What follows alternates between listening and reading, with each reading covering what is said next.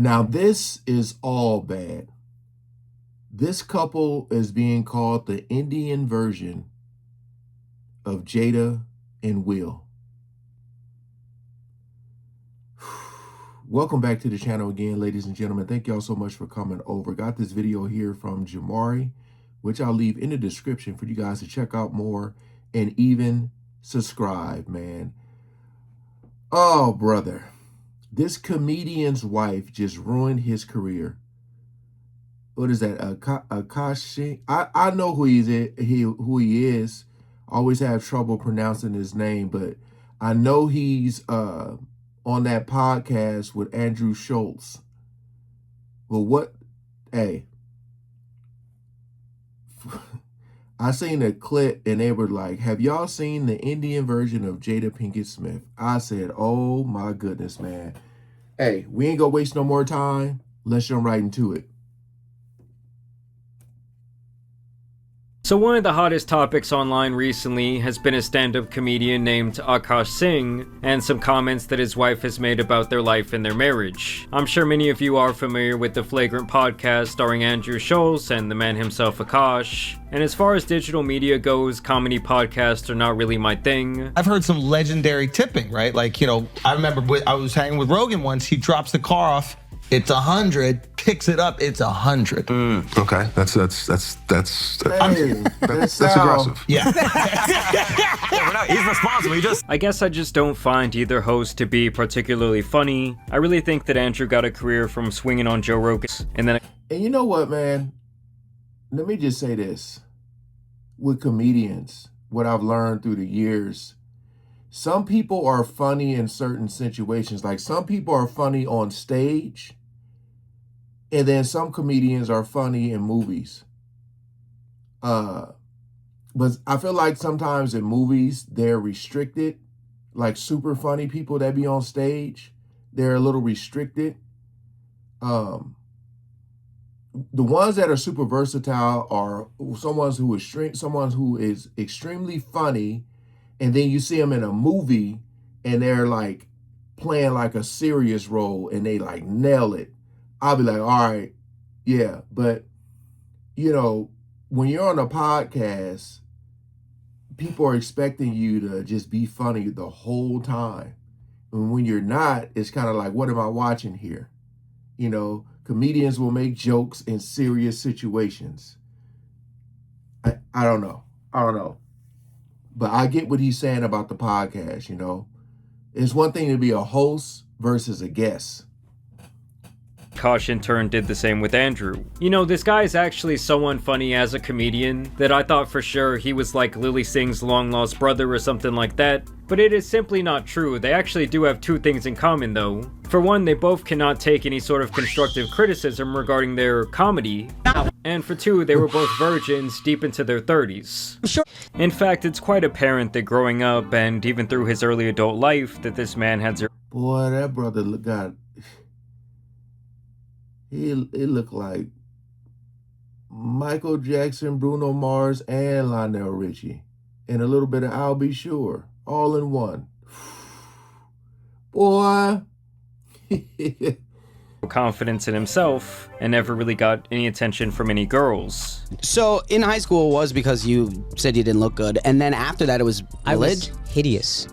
Well, you're not a hideous guy. Hey, you haven't seen me in high school. Well, Short, what fat, happened? Crooked teeth. I was just like a chipmunk, dude. And I really do think that this is how he became a living doormat, but let's not get ahead of ourselves. And funny enough, the seeds of this expose of his home life were planted years ago, when Myron and Frogger from Fresh and Fit would go onto the Flagrant podcast, and it was beyond clear that Akash was not a fan of these guys by any means. And at first I would say it was a pretty even battle with each respected fan base kinda riding for their guys. But lately Myron has been teabagging out of Akash online. And it's really all been possible because of Akash's wife Justine, as she has pretty much given Myron all the ammo in the world. You see, Akash made the mistake of trying to appear too perfect, and every time he would open up his mouth about his wife Justine, he would paint her as this beautiful, sexy, but also innocent, almost naive person. And on more than one occasion, he noted this story where they lost their V-cards to each other when she was in her early 20s, and I believe he was in his late 30s. My wife also hadn't had any sexual partners, so that helped us connect a lot more. Now, let me ask you this: wow. do And you believe her? If you've seen her, then it's hard to believe. I remember I was just like, what? I mean, it's almost like the guy had a superiority complex over this V-card fun fact, when in reality, he was really just on some Steve Carell shit. And it's quite apparent that even in his newfound success, he was still deeply insecure from his adolescence. But either way, Akash was still pretty well respected for years, and the problem really didn't start until his wife opened up. I never seen her stand up. So, okay, so there's an age gap, and he was saying he waited, and she told him she also had been waiting. Because, in the Indian culture, it's a lot of time there's the whole arranged marriage, it's when the kids are little, it be planned out. I remember watching that show, I think it was like the Indian Matchmaker or something like that. So in the culture, it's very important. But if she didn't wait and she said she did, ooh, if that's where this is about to go, hold on. And it's quite apparent that even in his newfound success, he was still deeply insecure from his adolescence. But either way, Akash was still pretty well respected for years, and the problem really didn't start until his wife opened up her mouth. And at first, it was simply about the red pill community and specifically Fresh and Fit. So my husband actually interviewed these red pill guys on their podcast one time, and I won't mention their names because who cares.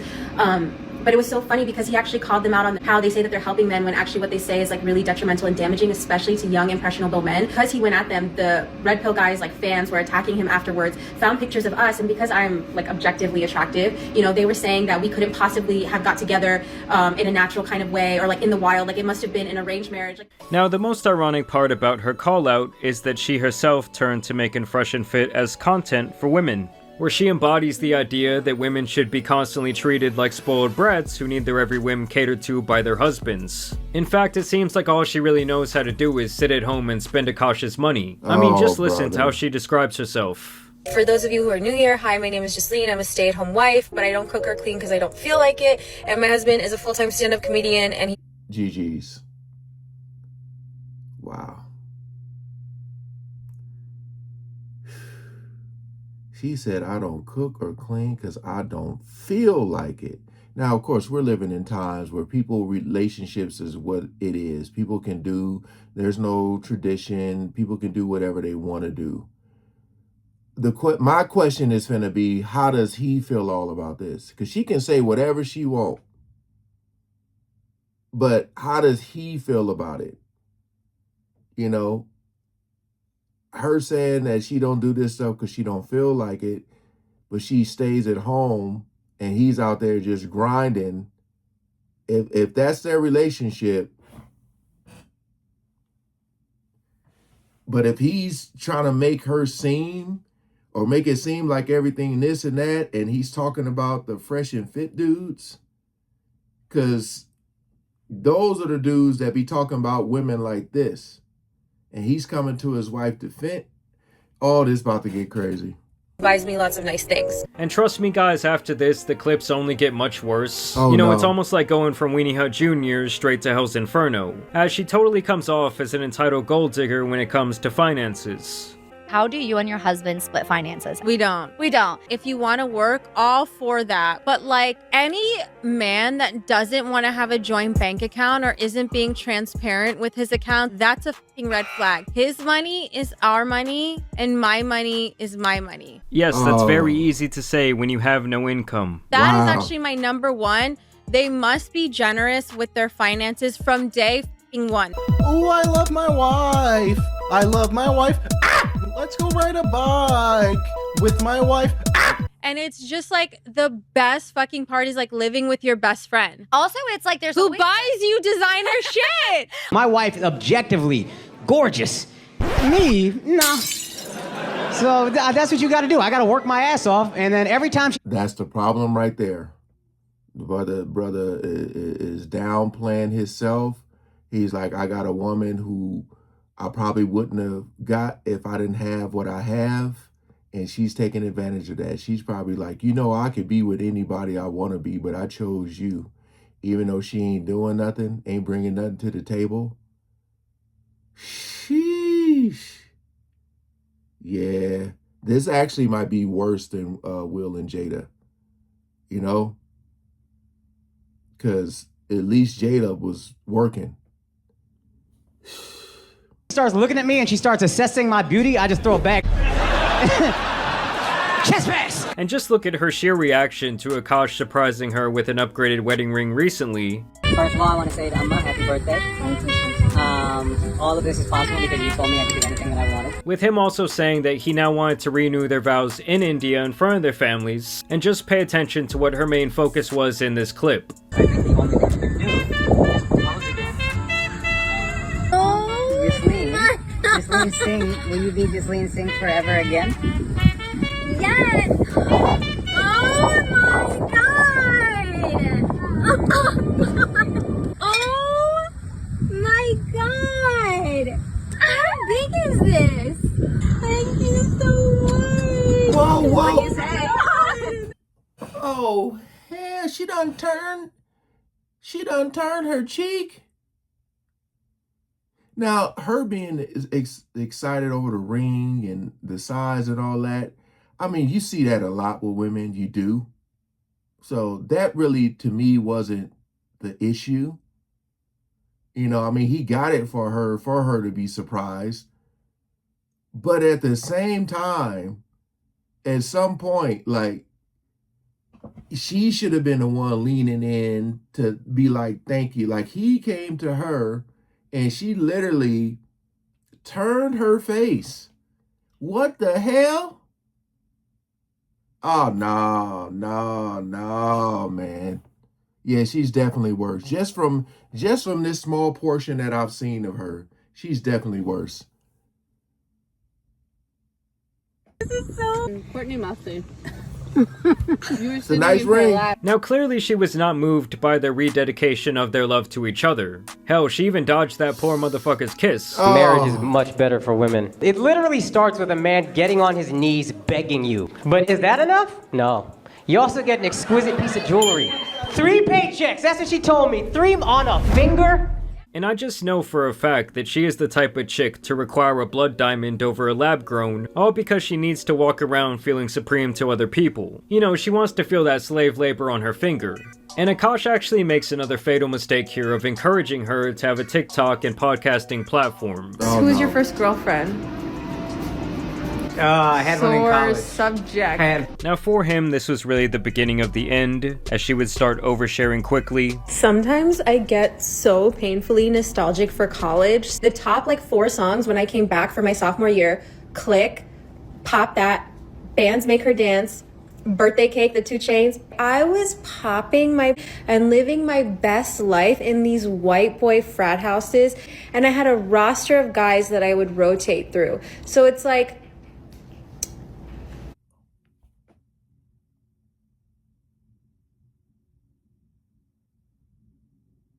you know, we're living in the age of people trolling, people being funny. I mean, she's married to a comedian, but, you know, and you do the whole double standard thing. Like, if a guy says this, everybody's like, yo, a whole roster, yeah. But she seems so proud. Like, look at her face. She seems so proud, like she's reminiscing right now. And aren't we saying that she told him that she hadn't been with nobody? Because when she just said, I'm gonna have to trim it out probably, but when she said she was popping her pee, if you know what that means, if she was out there popping her pee at these white boy sororities, or fraternity, or whatever, you know what be going down at these frat houses? Choo-choo. Yeah. Oh, no. Dang, man. Dang. It's like, it makes me think of the Eminem situation. Like when he got on stage and clowned himself so the dude didn't have nothing to say about him. She's over here clowning herself. So, you know, a lot of times comedians get on stage and they'll talk about their wife. He can't even do that. because she's already putting it out there. He's like, babe, you're stealing material from me. Oh my goodness. And it's just hilarious because Akash acted like he found this diamond in the rough, like she was some pure angel sent down from heaven, when it turns out she was the total opposite. I was popping my in these white boy frat houses. I met this guy on Tinder. This was before Bumble or Hinge. Like, this was like in the OG days of the app. And this guy, I made the dumb mistake of letting him sleep over. Like, So I'm gonna have to trim that part out probably, but she said she met a dude on a dating app and she ended up letting him come over and she didn't have plans to hook up, but she said something happened and she woke up and her back door was sore. If you know what I mean. Her back door was sore.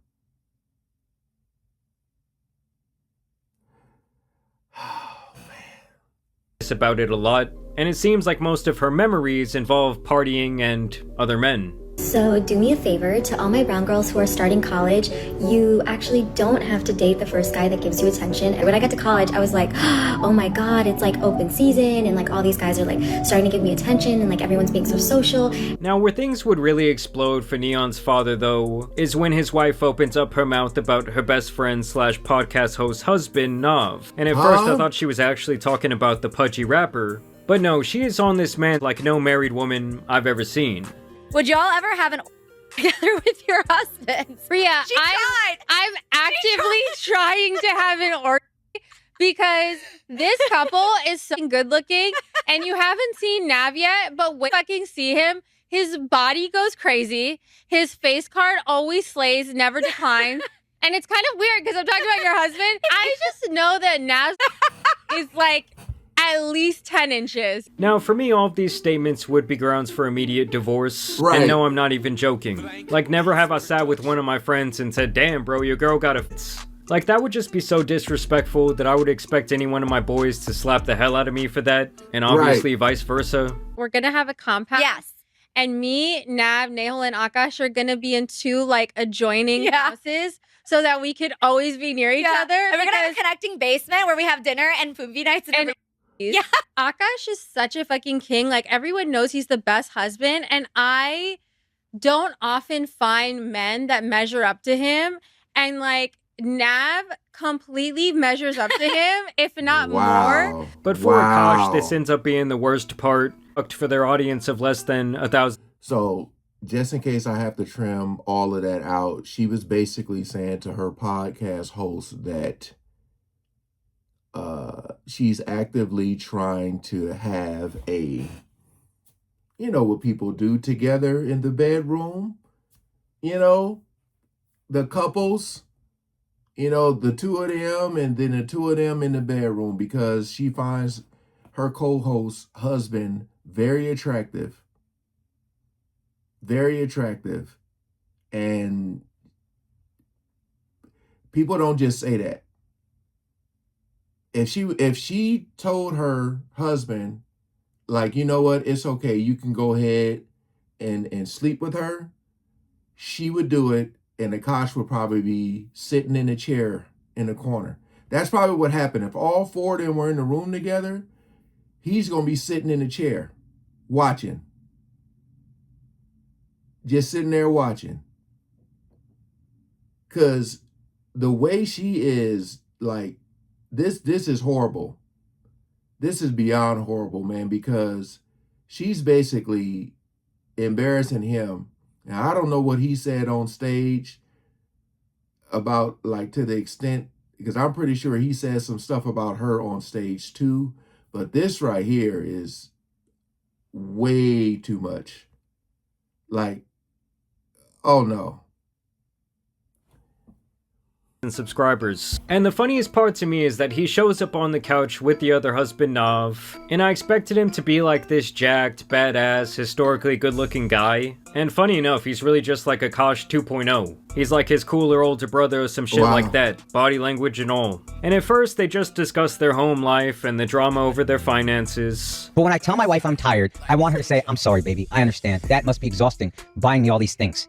Instead, she goes, so am I. And if I dare open my mouth to go, what the that makes you tired? I went to Pilates. It's been unspoken, but now we're just saying it now that we're both making content. If it's funny, we're good. That was clearly my wife trying to be funny and watching everyone take it. Because the idea that my wife, she's going to start making so much, you guys are going to make so much money. Nope. The idea that she would even go to the bank to try to open her own account. It's like laughable. But quickly it is quite apparent that Akash's wife cannot handle herself around the aura that is Nav. That we love you, but I actually love you and want to all of you. Wow. I mean, just look at the eye contact between them and how awkward Akash looks. I mean, she really almost slipped up and straight up said that she wanted to bang this guy. Can I say this is the best husband I've ever seen? And I'm not even saying that hyperbolically. It's a little annoying.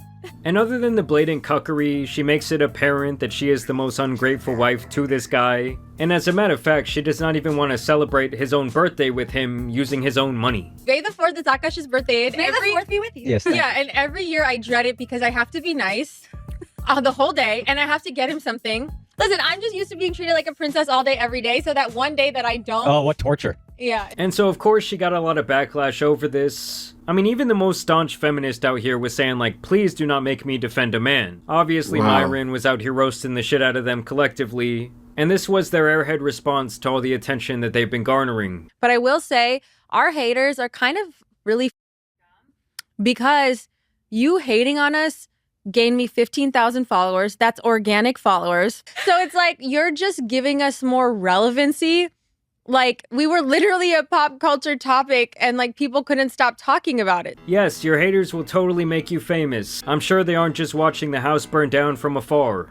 And I feel like everyone has that dumbass friend who pauses them in the middle of a conversation to say, yo bro, this conversation's great, we should totally have a podcast, you and me. You're right bro, everyone's gotta hear this. And I really think that that's how this stupid ass podcast started. Akash, don't tell me you built that studio, my guy. I mean, straight up, they need to start giving out IQ tests before they will sell you a microphone. And I'm just saying, guys, like, being someone whose job is online in the fashion that mine is, I would never date an influencer chick, or even a girl who has any sort of aspirations of online fame. It would just be way too big of a liability for reasons like this, and I definitely would not want someone who sits at home all day spending and solely relying on my income. But hey, I guess that's just the way I see it.